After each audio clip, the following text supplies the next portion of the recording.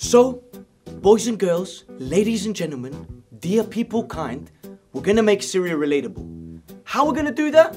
Simple. Game of Thrones.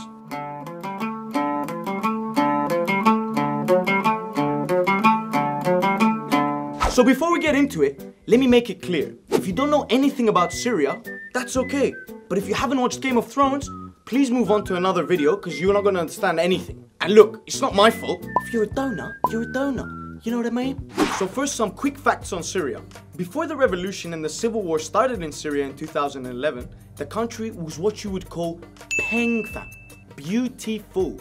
Once the center of the Muslim Caliphate, invaded by the Romans, Mongols and Crusaders, Syria until recently was a key center of culture, industry and cuisine in the Levant region.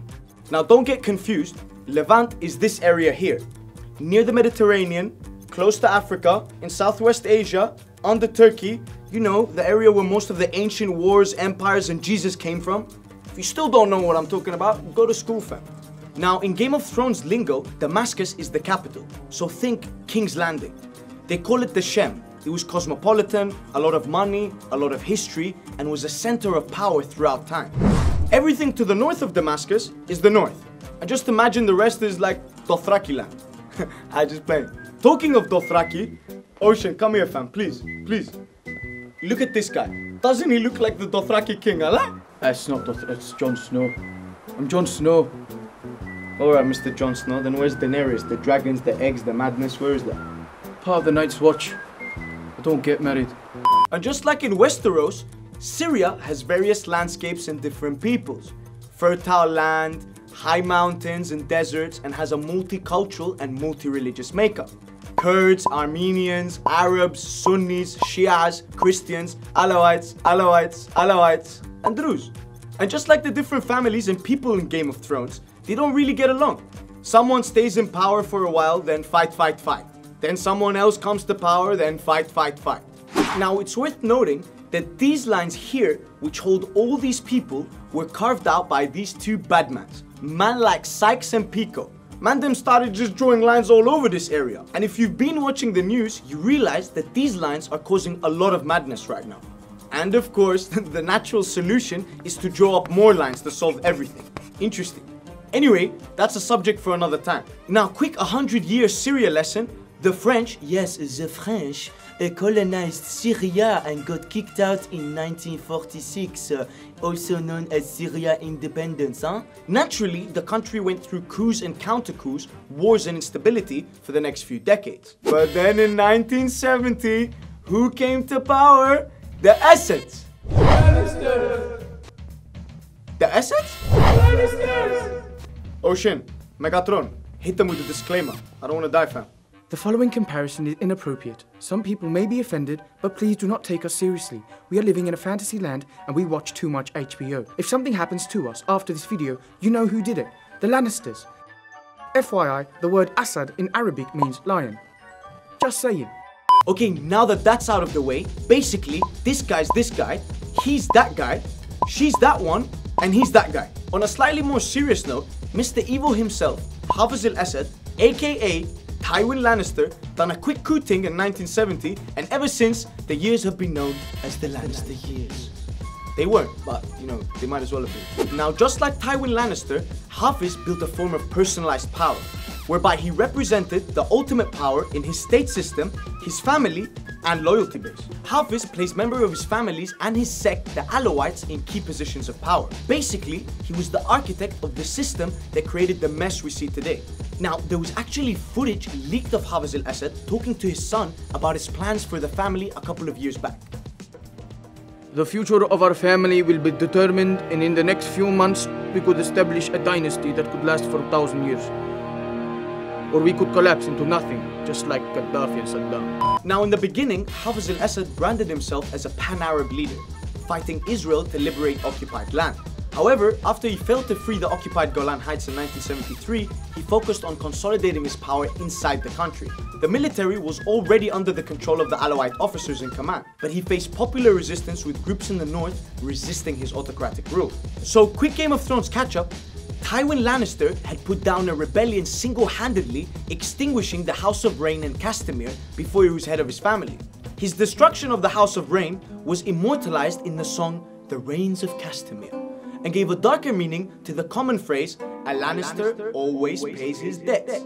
Well, Hafez al-Assad displayed quite a similar ruthlessness and vengefulness against an uprising in 1982 in the city of Hama.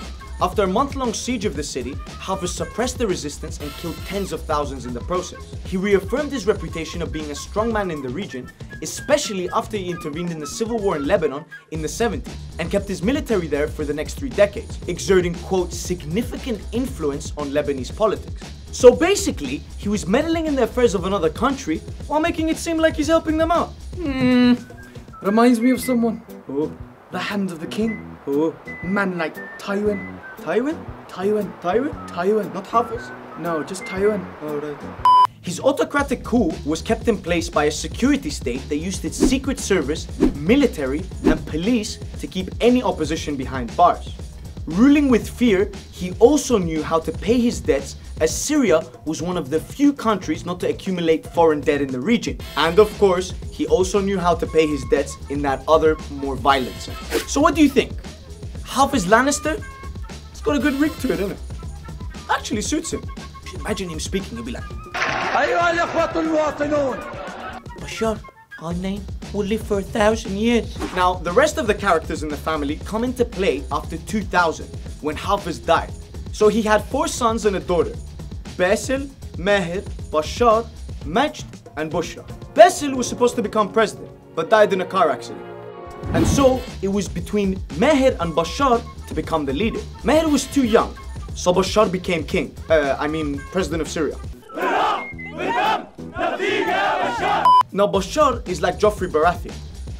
Lannister. And the link between Bashar and Joffrey is just too obvious. It's gonna be a quick mortar kick to the face, you know what I mean? And they both started off so nice and blue-eyed and oh so innocent. But that changes quickly when things don't go their way. And what does Joffrey like doing? Torture, torture, torture. Killing, killing, killing. And Mr. Bashar here happens to be the host of a wonderful place called Sidneya, described as the worst place to live on Earth, a prison where thousands are tortured and killed. So yes, a sad, sad reality made possible by Mr. Bashar, aka the man leading a sadistic government, or simply the Joffrey regime. Now Joffrey is characterized by a cowardliness, arrogance, and he's spoiled. And these qualities have also been demonstrated in Mr. Bashar's very meaningful life. The BBC said, quote, Hafez rose to power with a generation of leaders that emerged largely from rural provinces and retained close links to their constituencies. Bashar's inner circle, on the other hand, essentially compromises children of the elite, a generation raised in the city with no constituency other than their own concentric networks of influence. So in simple English, Bashar didn't like daddy's friends, so he put his rich friends in power instead. Kinda like Joffrey. What do you think, boys?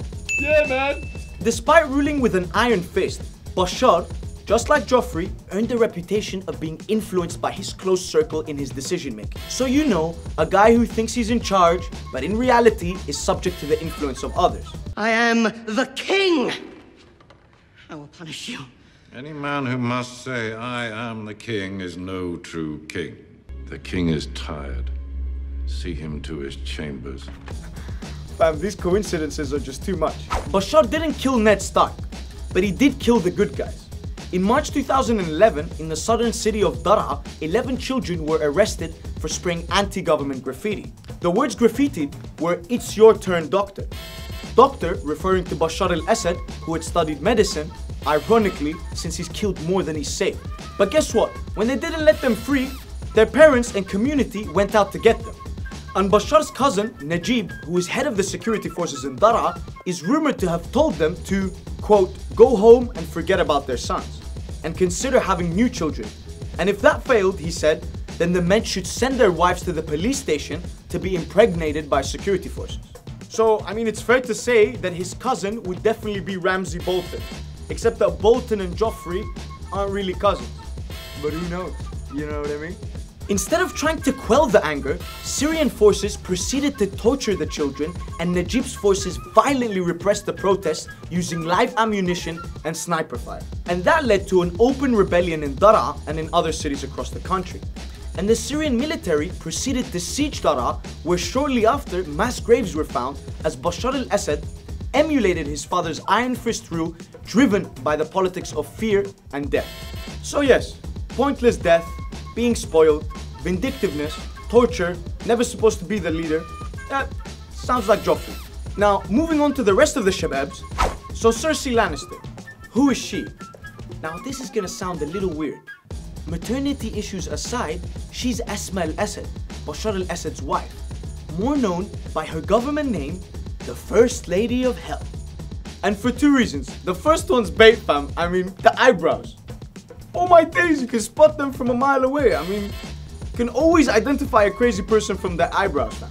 I swear somebody said you had crazy eyebrows in the last video. It's not a nice thing to say. Now, Asma was born and raised in the UK and does charity work. She's good looking, classy, and you know, the PR is beautiful. But the hundreds of thousands who have died in Syria since 2011 at the hands of her husband's forces is enough to put her in the guilty part. Like my main man, Desmond Tutu said, silence in the face of injustice is complicity with the oppressor. And she's been more than silent, taking interviews with foreign press and supporting her husband till the present day. In her own words, she even rejected an offer of asylum for her and her children because she said, quote, it was an attempt to undermine her husband. So cute, huh? So cute. Joffrey Assad is a lucky, lucky man. I mean, seriously, you man, if we were in a conflict zone, yeah, and you guys got offered asylum, would you really have my back? Nah, fam. No. Come on, man. Now, word on the street is she was heard later saying to the British asylum officer, when you play the Game of Thrones, you win or you die. There is no middle ground. Anyway, she hasn't blown up everyone in Damascus yet, and she hasn't had babies with her siblings, so we're gonna move on to the last but not least, Mr. Maher al-Assad, aka Jaime Lannister. Now look, we're gonna use the BBC for this one, yeah? Okay, so Maher is, quote, Bashar's youngest brother and is said to be Syria's second most powerful man. Maher joined the military after he finished university. Now, before his promotion to general, Maher commanded a Republican Guard brigade. This provided him with valuable military experience and allowed him to establish personal ties with many officers. So like Jaime, he became popular in the army and earned respect and loyalty for his military background. He didn't stab anyone in the back for his father, but he gained a reputation for being excessively violent and emotionally unstable. And he reportedly shot and wounded his brother-in-law, Asif Shaukat. Wait. He shot his sister's husband? Yep. Does that mean they're doing the ting-ting? What ting-ting? The ting-ting. What, you mean the ting with the ting? The ting-ting. Anyway, like Jaime, Maher's 4th Armored Division has been used in the front lines to suppress the rebellion in Syria. Human rights groups have said his unit has killed thousands of people. At one protest in Daraa, many were heard shouting, Maher, you coward, send your troops to liberate the Golan. But unlike Jaime, whose character develops throughout the show, Maher seems to be stuck in season 1 and continues to be at the forefront of the Syrian regime's war crimes and authoritarianism in the conflict today. But maybe it's because he's trying to do a thing with a ting-ting, you get me? Maybe it's the thing with a ting, yeah. Anyway, there was also a rumor, just a quick thing, there was a rumor that he threw a kid from a balcony before he shot his brother-in-law. I'm just saying, I'm reporting, so it's my job. So word on the street is, huh? The things I do for love. Now look, the Lannisters symbolize greed, arrogance, revenge, and the hunger for power and money. Similar to the Assads, they are fascinated by the concept of family legacy. And they're so self-absorbed in that legacy that they'd blow up everything to survive.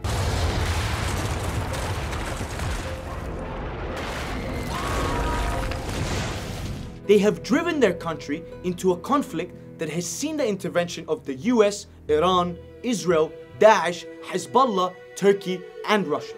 It has turned into a mini world war, and those suffering are the Syrian people, the innocent men, women, and children who, as usual, are the ones who pay the heaviest price.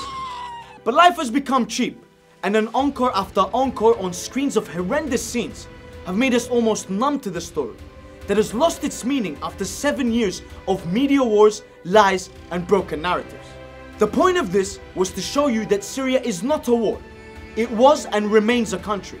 The people who started this whole issue are right in front of you, and their history speaks for itself. So the real question is, fam, where is Daenerys?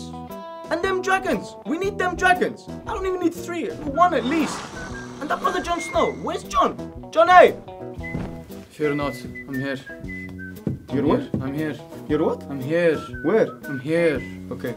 So look, if you have any dragons and looking to come to the Middle East, please like and put your current location in the comment section. If you think this is Jon Snow, please also comment. And finally, if you didn't laugh, didn't learn anything, and you didn't like the video, just don't do anything. Seriously, let it go.